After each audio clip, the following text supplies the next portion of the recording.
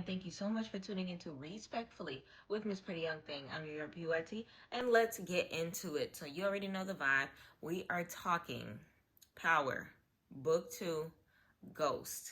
Okay, the final season, episode 8. 2 more episodes left after this one. This one took the books. The anticipation for episodes 9 and 10 have been built up. Listen, 50 Cent, you set the bar high, my friend. You set the bar high, okay? So before we go ahead and do this recap, run through, whatever you want to call it, I need y'all to do me a favor and hit that subscribe button, okay? Hit the subscribe button, like this video, leave your comments, theories, everything down below. Let me know your opinion on my opinion. Let me know your opinion. Let's have some dialogue and let's get into it, all right? So, of course, I'm going to be beating my face while we focus on all the key points when it comes to the show. And just consider this the official recap. Let's go. All right. So that being said, let's talk about some of the stuff that happened during this episode, okay? So while I wipe my face, let's talk about Effie character buildup. So my last video, I talked about how it was kind of annoying that they were bringing up, Effie's mom. So at the end of the damn series, like, you're just now telling us, who her mama is, what's going on with her, showing us why she got, these trust issues or whatever the case may be. I mean, it was definitely deep. I definitely can empathize with her. But I feel like for us to learn this now rather than see it before made me kind of sort of not like Effie for the entire time of Power Book 2 Ghost. Because remember how she played Tariq to a point in time where he got expelled for having drugs, because that was because of Effie. Then she wanted to fake apologize and be a part of his crew, and his gullible ass was down for it. Why? Because he just like his daddy, a ladies' man. So like that entire time, I was just like looking at wanted to smack Tariq upside his head. Use your brain, in his dad's voice. Because it was just like too much. Like, this girl literally got you kicked out of school. You almost did not get, we already know he didn't get his daddy's trust fund money because he gambled it away with, his best friend's business, Braden's, daddy's business, or whatever the case may be. But it doesn't change the fact that, Effie just, I don't know, child, it was a hot mess when it came to that. But to know that she comes from a hot mess, which is why she is a hot mess, I can empathize with it a little more. Because before I was just like, dang, this girl just don't want, like, she saw Tariq as stiff competition when it came to, the drug game in their school or whatever the case may be, and had to take him off the map. And it was just like, girl, what's wrong with a little friendly competition? Why don't you just place bets? Winner takes all. Like, there could have been another way to do it. But I definitely understand that it's a TV show and they got to do what they got to do as far as character development. Now, another thing is Braden got another body. He was on 1 million, okay? Elle might end up talking, though. So, y'all know what that means. She got to go. If she don't, Braden going to jail. You already know what time it is. Braden is going to have to handle this, or maybe even Tariq, okay? So, we know that Detective Don Carter, Noma, they team up at the end of the episode as well, which is going to equal deadly consequences as well as issues for Tariq. It's going to be people dropping. I can't wait to see what happens. As far as the Tejadas, as far as Tariq and Braden, it's going to be a war, okay? The next episode is probably going to be real crazy, okay, based on what they did with this one. So let's go ahead and start with the recap. Episode 8. Called Higher Calling, okay? So the episode started out with Detective Don Carter. He's mourning the loss of Felicia, okay? You see the whole task force there telling them that it was an accident, a car accident at that. And that's the only detail he gave. And that's how he tries to cover it up. And, Nico is not believing it. He's like, what's really happened? And, Carter lies straight to his face, basically telling him, yeah, that's what happened. It was just a straight up accident, nothing more, nothing less. And Nico, even though he understands that Carter is lying to him, he still showed undying loyalty later on in the episode. So let me know in the comments, whether or not y'all trust Nico. Do you think he's up to something? Will he do something funky by the end of the season, okay? Just based off his body language, I feel like I would not trust him if I was Carter, but we gonna see what happens. So we get to Monet and Tariq. We gonna see what he gonna do, what they gonna do as far as Detective Don Carter, and they come up with a game plan to use Noma to take him down. Okay, they don't want to give, they trying to give them leverage on each other, but Monet don't want to use her in any way, shape, or form because she don't like Mona. But they gotta do what they gotta do. Noma, sorry. So we get to Drew. Drew has a new job, okay? He got Zion's old job, overseeing the fight venue, okay? And he oversees some of the other characters that was up under him. Drew is happy as hell. This is what he's always wanted: position of power, moving up. He's been struggling to get that, working with his family and working with Noma, okay? So now Drew feels like he the man with the plan. What he's done is actually paying off in some way, shape, or form. So now he feels more confident in the drug game, not worried about his art at all. Okay, so we get to Kane, Noma, Tariq, and Monet telling her Detective Don Carter is a major threat. They're going to have to take her off the board because he is trying to take her down. They want her to take him up out of here. And she's asking them, what does he have on me? Of course, they don't really answer the question. She's like, what type of evidence does he have to take me down? They don't give her nothing. No direct answers. They going back and forth, deflecting. Noma's not really going for it. But she's flashing the ring, letting Monet know that her and Kane are about to get married. Business situation, okay? And Monet is pissed the hell off. Can't believe it.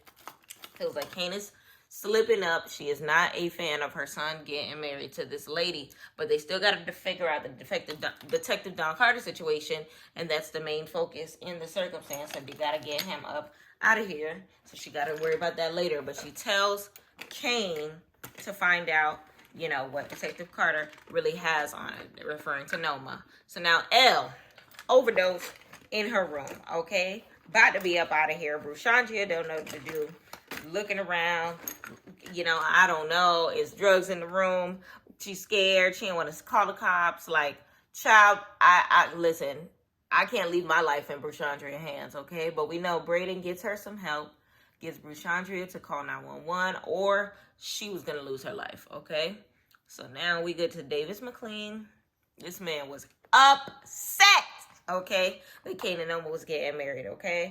He couldn't believe that at all. Understands, the business aspects, but especially not telling him is what the situation is. And Noma was just like, look, you dealing with your own divorce situation. So she wanted Effie to clean up the Kane situation, college profile, and everything like that. Make him look like an upstanding citizen, and a running Instagram. And it's just like, child, it is what it is. But Effie said if somebody really wants to find out the truth, it's not going to be hard for them to do it. But Noma don't give two F's about it, okay?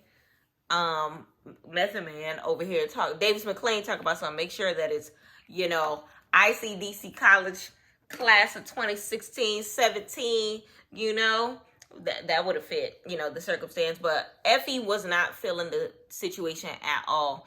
Especially the way Effie was flashing that little, Beyonce pose ring in front of her face. And she, wanted to make sure that was put in her face, that whatever they had going on is out. But then also letting Method Man know, Davis McLean know, that, their situation has to only be business when it comes to what's going on, But I feel like maybe Method Man got a little too involved, but Mr. McLean, because he was blindsided that he chose Kane or whatever. But it looked like he wasn't going to give Tariq and Monet any intel, but still lets him know about Sterling Reynolds. And as far as Noma, working with Aircraft Global, using, the U.S. to claim drug money, which is why she needs to marry Kane, an American citizen, okay? He did state that the prenup will protect her assets until she can reclaim her company, okay? So it should go without a hitch unless something happens. So I cannot wait to see the wedding. I can't wait to see, how crazy it gets, leading up to that circumstance, okay? So honestly, him working with Monet and Tariq is going to put him at risk when it comes to that, situation. So let me know in the comments how you feel like, you know, Method Man's character is gonna go. But Tariq and Monet takes this information back to Detective Don Carter, hoping it's gonna play out in their favor. So they get to Kane and Drew. They going back and forth as always. Okay, and he's just like, you marry a Noma, she don't give a dang about you. She's using you. You just a placeholder. And respectfully, Drew is right. We know this. But this argument, you know, he gave some fair points, upper hand, chess, not checkers. We already know Kane was, you know, pissed off and talking about he would never beat him or whatever the case may be. But respectfully, when it's all said and done, she gonna take him out, okay? And Drew is in the same position as far as Carter. Just gonna be another body if they both don't watch their backs when it comes to, you know, their situation. But I think them coming off as a team is going to be their best bet. So we're with Noma, okay? Decides to tell her daughter some of the truth in regards to her pops, basically pinning everything up on that circumstance, okay? But she basically is put it in a position in which she's acting as if her dad is the only person that was up to no good when it came to their relationship, making it seem like all the money that she makes was, you know, clean, that she had no idea that was the circumstance, and that's how, you know, he ended up getting taken out, not letting her daughter know, of course, that she's the one that took him out, that she's also, you know, involved in the situation, that, you know, what they had together going on, you know, caused him to be out of the game. Rest in peace. Okay. Of course, she's going to tell half the truth in her version of the truth. She over here lying. Okay. But all this is going to do is make Anya Coverton over here dig for the truth. Okay. So, which is why she ended up later going to Kane, trying to get to know more about him or whatever the case may be, because she don't know him like that. He young, got a record. So she ain't stupid. She's trying to make 1 + 1 = 2. Okay. So Ella's recovering. Brayden takes her phone, texting Steve, okay? The guy that gave her the stuff that got her in the hospital in the first place, setting up a game plan to get to this guy, okay? Deep down inside, he want to take him out in the name of love, okay? So we get to Noma and Kane. She's still upset with Kane messing around with Noma, still warning him about her and what she really wants to do when it's all said and done. But Kane don't care. They go back and forth. They continue to see the same thing all season long. Kane tells her basically she gonna be a Walmart greeter, okay? Little old lady in the front waving at people and checking receipts, okay? But if Monet would have told Kane from the jump what was going down with Detective Don Carter, he wouldn't be as upset and things would have played out a little different, but it is what it is. So while they're talking, Anya Covington pops up to the party, okay? Her and Kane going tit for tat. She wants more intel on what's really going on as far as him and who he is to the mom or whatever. Girl, she ain't gonna give you nothing. He ain't gonna give you nothing, okay? So Kane does give her a little cash, waves it in her face, get the hell up out of here, go make a TikTok or something. And she says she's not gonna call him daddy. Child, the way your mama a freak, we're gonna see. But we get to Diana and Tariq. She wants a normal life. Respectfully, girl, it ain't gonna happen, because the way your Tejada family is set up, you ain't not gonna have no normal life, okay? But it looks like she wants to get knocked up by Tariq once again, trying to get the cheeks clapped, wants him to raw dog, okay? She gets upset when he grabs the strap and he's ready to go, but Diana is just like, no, I don't want this. It's me getting pregnant once again, the worst thing that can happen. And Tariq looking like, girl, you know, let me know in the comments how you feel about that. Like, I'm not a mother, so I don't know. Like, I'm with Tariq on that. But at the same token, the baby was hope. They take it out the game, you know, but that's the only reason why Tariq was even dealing with you in that factor. He would have took you out. He would have took you out. Now, of course, Diana leaves pissed off.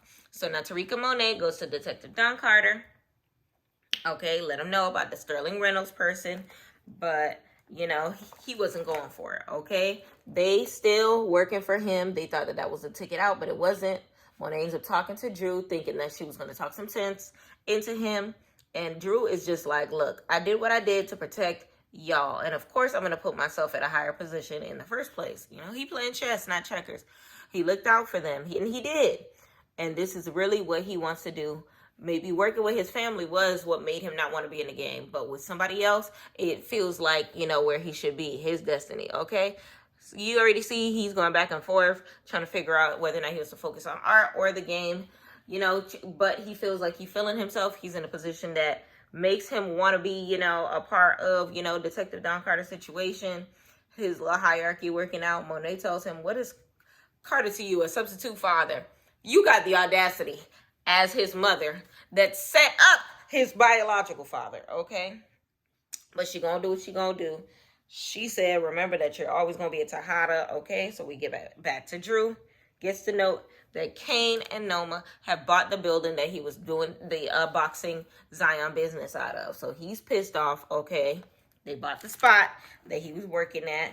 So, now it's looking like, what's going on is going to make him seek revenge. So he ends up going over to a Kane spot, figuring out the password, sees the text about the gun shipment coming or whatever. And I'm just like, sir, why are those the types of conversations that you having on your Apple device?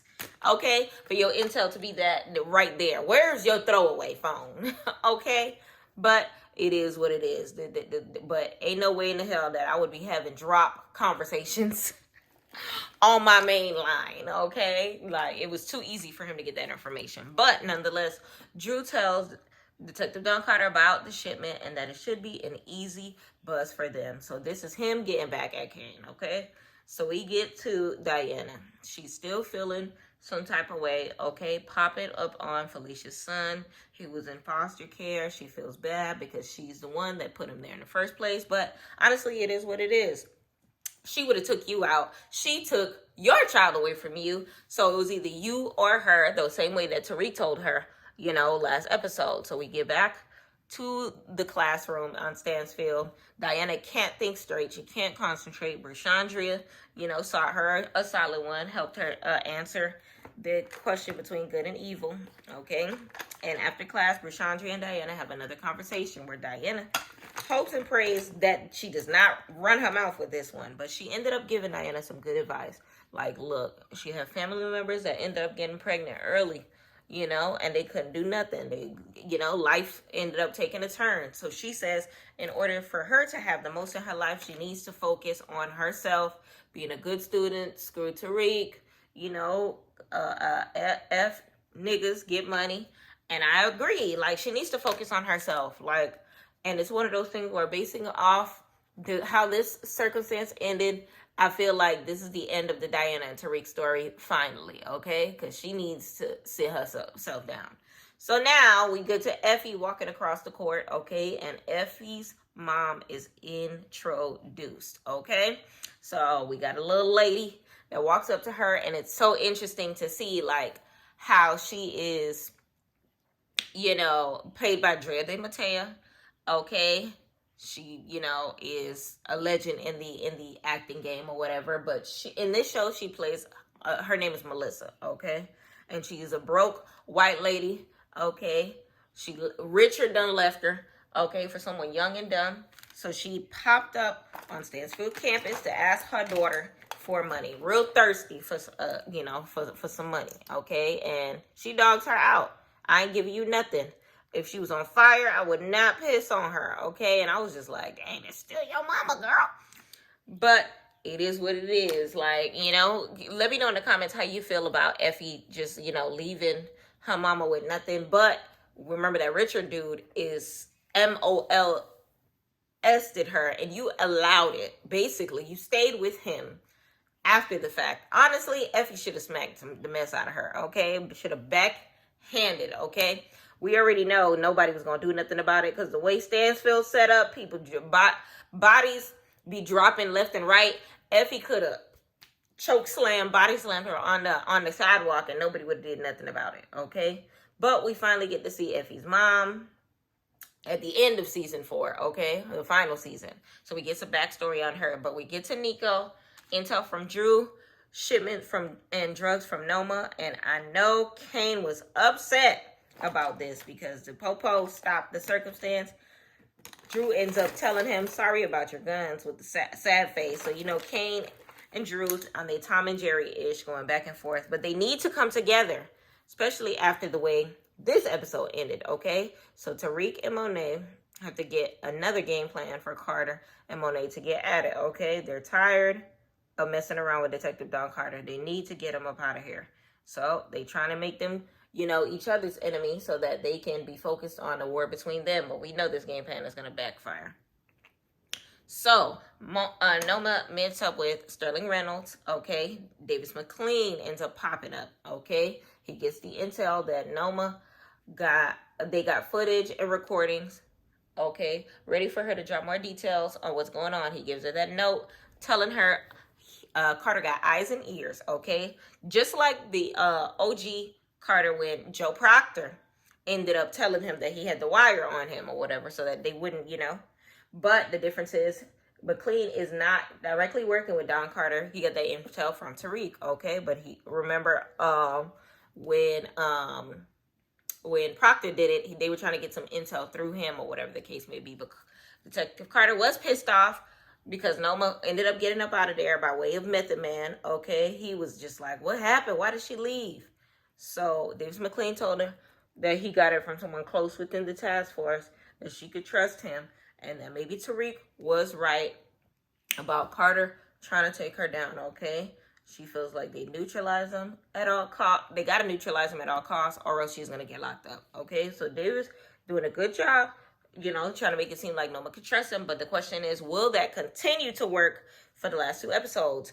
Because his alliance with Tariq might end up costing his life when it comes to Noma. But we shall see. Let me know in the comments how you feel about that. But Brayden and Tariq is Brayden on that stuff again, ready to catch a body, ready to, take risk it all when it comes to Elle. Had that dude do multiple lines, the one that almost OD'd Elle over and over and over, popped him twice, I think, in the head, okay? He going crazy, okay? First of all, they ain't wiped nothing down. They was grabbing stuff, touching napkins, thinking that a little napkin, it wasn't even a sanitary wipe. They ain't got no mask on, no gloves on, no nothing. They just catch bodies with no consequences, okay? But of course, Brayden and Tariq are still end up able to get up out of there. We heard a neighbor scream, asking if everything was okay up there, but they ended up going down the fire, thing.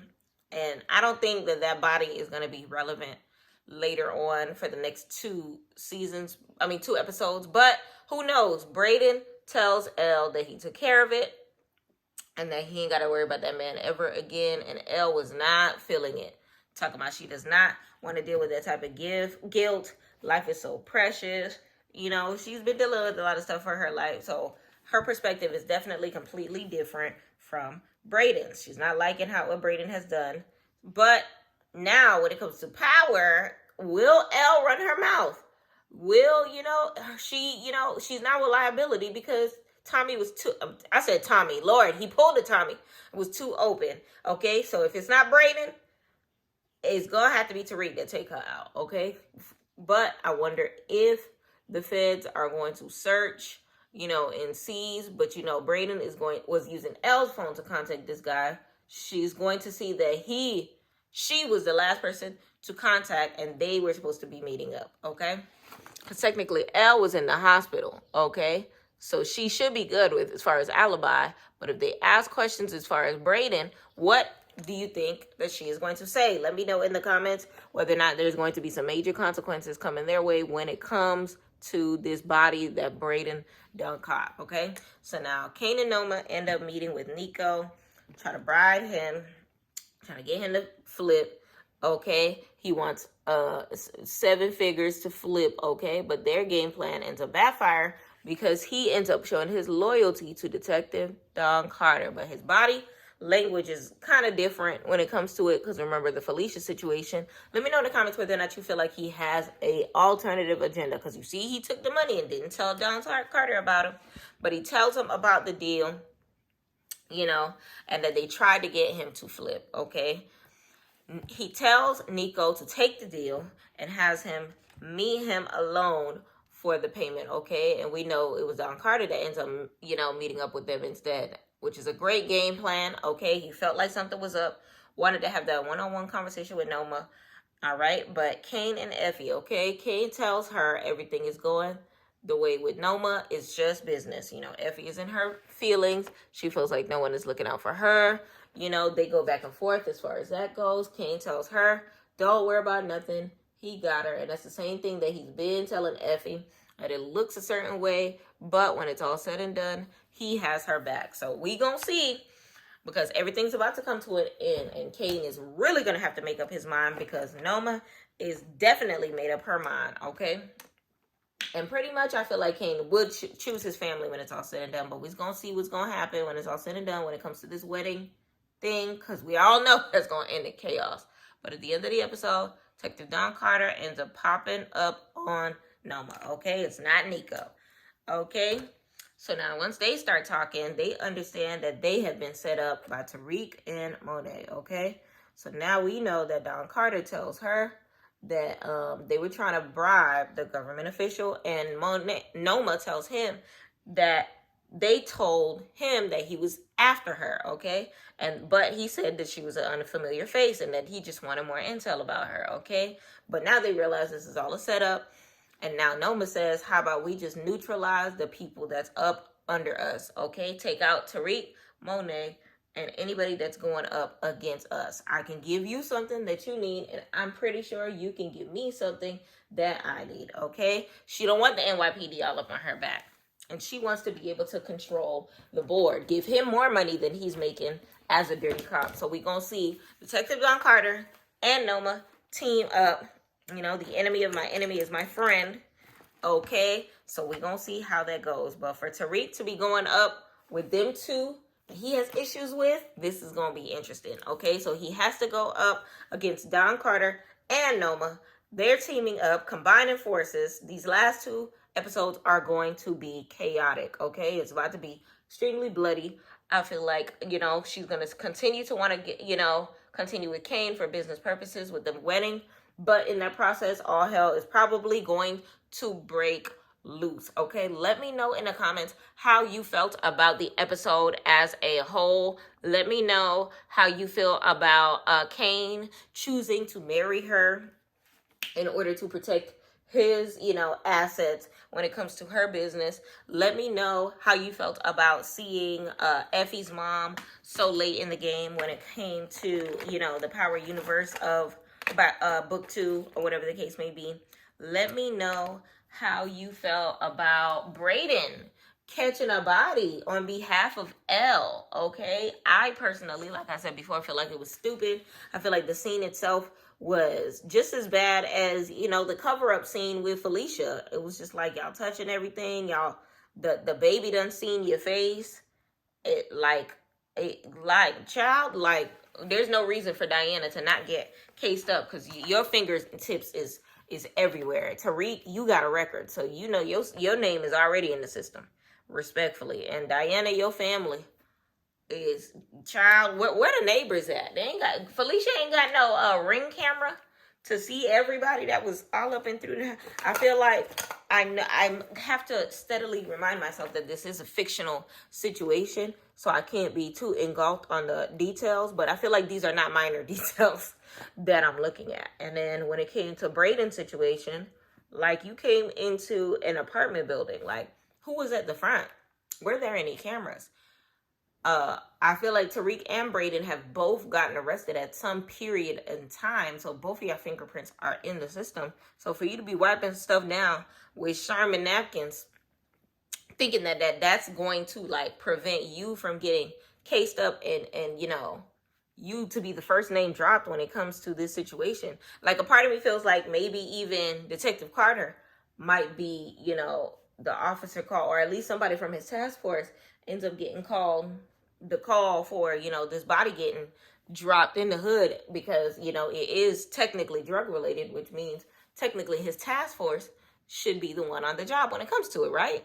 I don't know. Let me know in the comments how you feel about all of that, because I feel like it was dumb as hell for Brayden to just be like, you over here, I love you and all that stuff like that. Like, Brayden is giving too much of Tommy for me to handle right now, because it's just like, all getting slapped in our face. Like, too heavy, too heavily, too heavily. But let me know in the comments how you felt about that. Now, when it comes to Diana over here trying to, you know, make another one, all right, because they lost their first one, you know, it might be a little, not necessarily postpartum depression, but some form of depression nonetheless. So a part of me does empathize with her, you know, wanting to live that normal life, wanting, you know, already, you know, seeing the future for herself by way of the baby, by way of getting out the game, by way of, you know, Ghost Jr., GJ, okay, by way of her, you know, doing her best to live a normal life. Like, she still low-key has feelings for Tariq. Tariq don't have no feelings for her. I feel like that's just a body for him, because he's still in love with his first love, you know, Jussie Smollett's sister. I don't even remember her name, but y'all know who I'm talking about. The one that was in WITSEC. But either or, I feel like it's one of those things where, like, I'm not shocked that he pulled out the condom. Like, it's hard for him too. And I feel like in the eyes, in some masculine eyes by way of Tariq, he's not trying to have another baby right now. He's still trying to dissect the fact that he got your ass pregnant the first time unintentionally, and now you want to shove an intentional nut bust right up in yourself. And it's just like, no, he wasn't feeling that. Does Diana have a right to get mad at him about it? No, I don't think she does as well. But let me know in the comments how you feel about it. I feel like, being a woman, I can look at that situation and easily just be like, Diana, you're doing too much. I feel like I've said that a lot throughout the power universe. Like, Diana, you're doing too much. But, you know, she still has feelings for Tariq. She wants Tariq so bad to have feelings for her as well.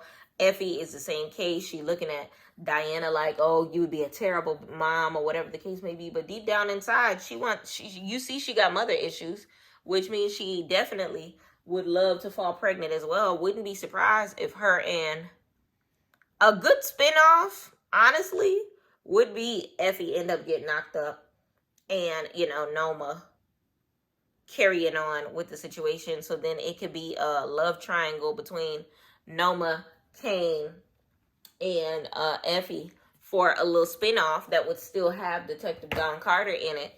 You know, let me know in the comments how you feel about that, because I feel like there's so many spinoffs that could come off of this episode alone.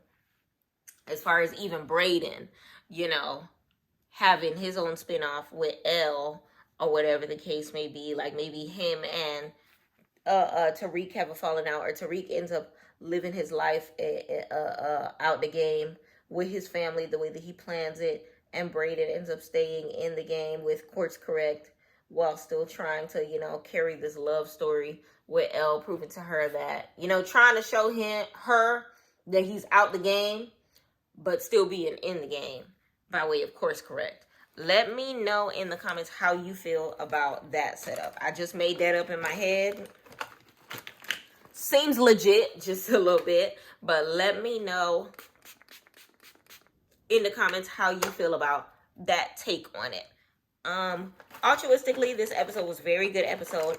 Definitely gives us a lot to look forward to when it comes to the upcoming episode.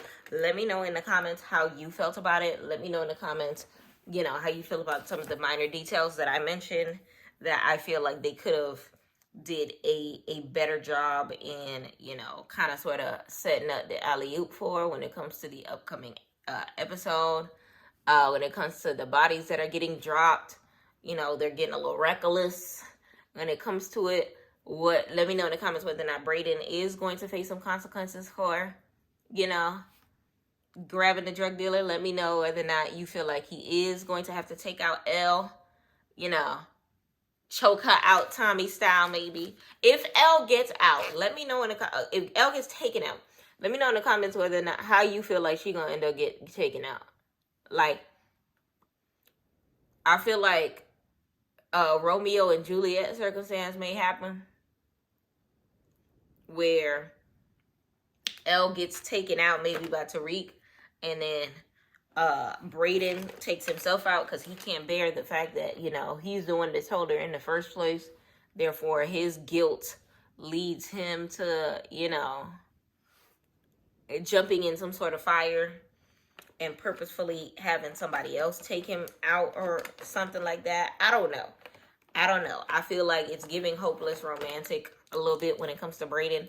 But Braden is making dumb mistakes when it comes to this. Like, he's a lover just like Tommy is. Remember, Tommy used to open his mouth to Lala all the time. He used to open his mouth to Holly all the time. He was opening his mouth to the Hispanic girl on the force. So it's like, will Braden follow these exact same footsteps? It's seeming like it, because he did not have to tell Elle nothing. He could have just been like, don't worry, Elle, I got your back. I'm definitely going to take care of you. You know, anything that you need, you know, in this time, I got you. Like, why did you even mention the man? Why did you even mention that you were taking care of it? You didn't have to mention none of that. Like, she already said she's not going to him no more. So for you to egg it on and be like, oh yeah, you definitely ain't going to him no more because I done took him out. Okay?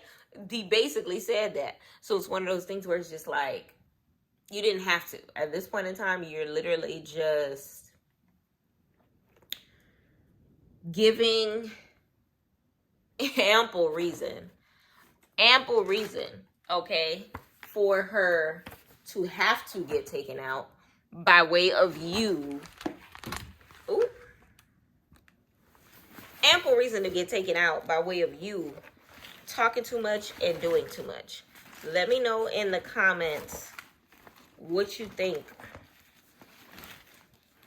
about what I just said. Hold on, y'all. All I need are my lashes, and I have no idea where they are. Let's see.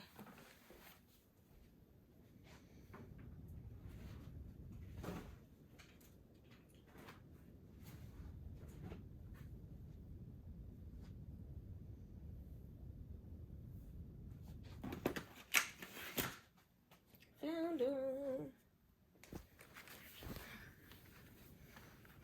But yeah, let me know in the comments how you feel about that, okay?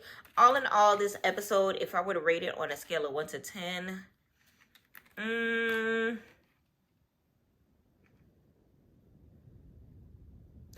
I would give it a 7.5, simply because there were some minor details that it's hard to kind of soak in when it comes to what is happening. It does give a lot to anticipate as far as, is Nico a bad guy for life as far as his faithfulness to Detective Don Carter, or will he end up, you know, developing, you know, a secret life outside of him where he is, you know, collecting funds without like setting up to Detective Don Carter while acting like he's not setting up Detective Don Carter. Like, kind of sort of standing up for Felicia's legacy by way of, you know, acting like he's 100% down, even though he's only like 25% down, or whatever the case may be. I don't know. Part of me feels like he is playing Detective Don Carter because, like I said before, he told Detective that he did not take the money, but he left with a bag. Okay, remember, he left, they handed him a duffel, and he did not hand the duffel back. And he said, give me, you know, double. And then, you know, he set up that meeting for him to be able to retrieve it. So it's one of those things where I feel like that he kind of sort of set himself up to, you know, kill two birds with one stone, in a sense, by getting a bag from them, but simultaneously, you know, showing his loyalty to Detective Don Carter. So it's kind of sort of two birds, one stone, because he still made some money outside of Detective Don Carter without necessarily, you know, putting him in harm's way. So if that makes sense, he was just like, yeah, I'm not going to be disloyal to you, but I'm not going to tell you the full truth because you're partially lying to me. Okay? Do y'all get what I'm saying? Because, like, I'm still looking at him sideways because he did not tell Detective Don Carter that he took the money. He did not tell him that. He basically was just like, no, I ain't take the money. You know, they got to give me the first payment tonight. No, nigga, you lying. Because I seen them give you the first payment. So, let me know in the comments how you felt about that part. Unless I'm overthinking it.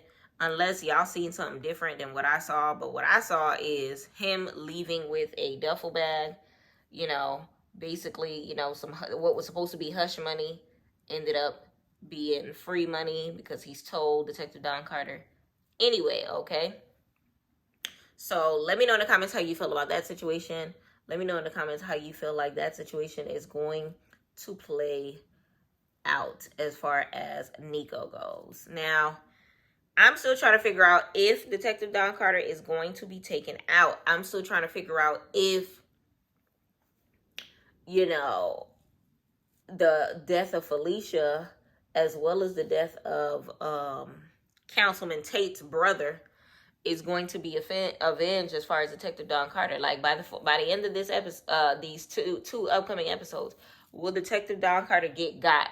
Will Nico be the one to rat him out? I feel like Nico is the only one that knows where the bodies are buried.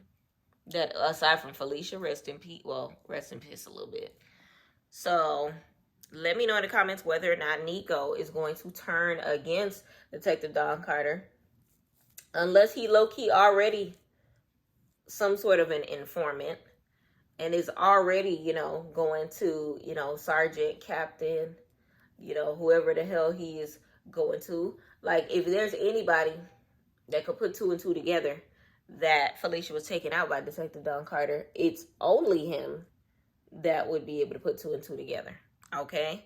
But I feel like he might get taken out by digging too deep. But I feel like this episode kind of sort of set it up to show that he's not as dumb as Felicia. And he will do what he got to do in order to survive. He gonna make his bread. He gonna shut up. He not gonna go out like Officer Tate asking too many questions or whatever the case may be. He simply asked about Felicia. He heard the response and he moved accordingly. So he's definitely like on another level when it comes to how his story is going to end. So I feel like if there's any survivals when it comes to these officers, it's probably going to be Nico. Detective Don Carter, Michael Ealy, we gonna see.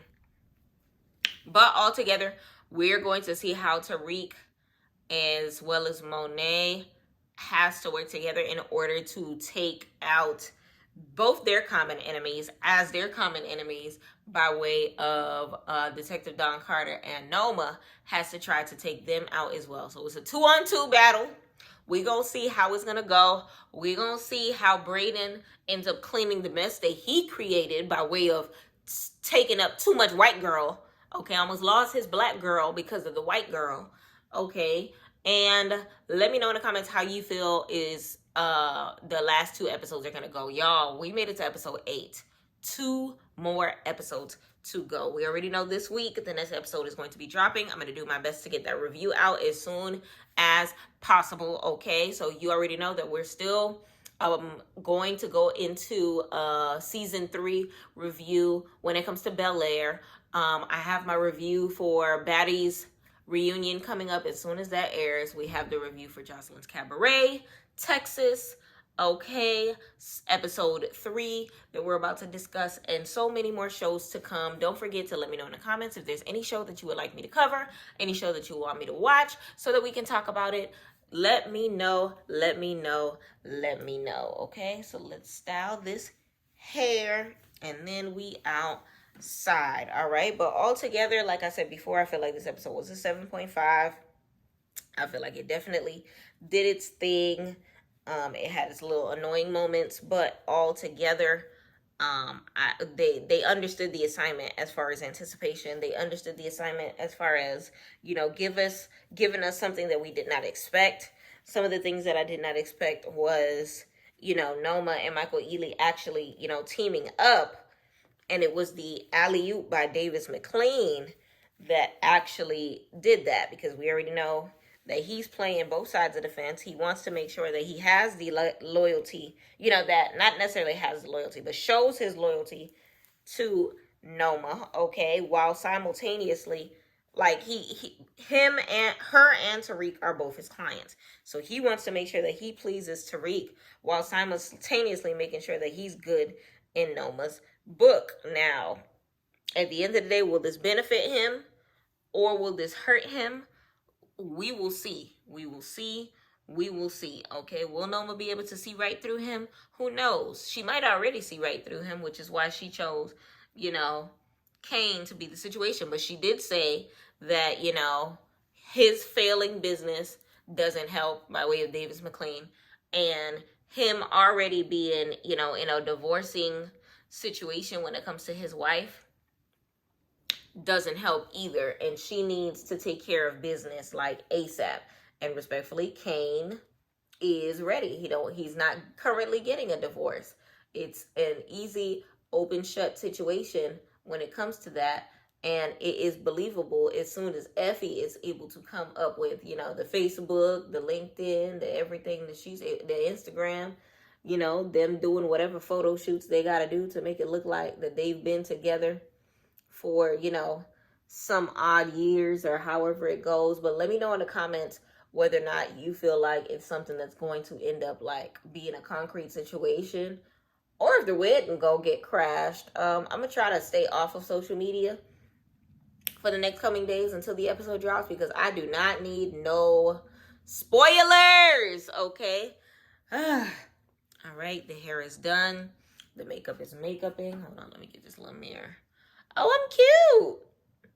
Let me know in the comments how you feel about this look. Let me know in the comments how you feel about this episode. But it's time for me to head out, okay? But in the meantime, let me know how you feel about this video. Like I said before, leave me a comment. Let me know how you feel. Scale of 1 to 10. Let me know what your predictions for the next episode. Let me know how you felt about this one. And let me know what other shows I should cover. Y'all, it's time for me to head out. I appreciate y'all so much. Hit that subscribe button and let your friends know about PYT TV. We out. Thank you for watching me respectfully.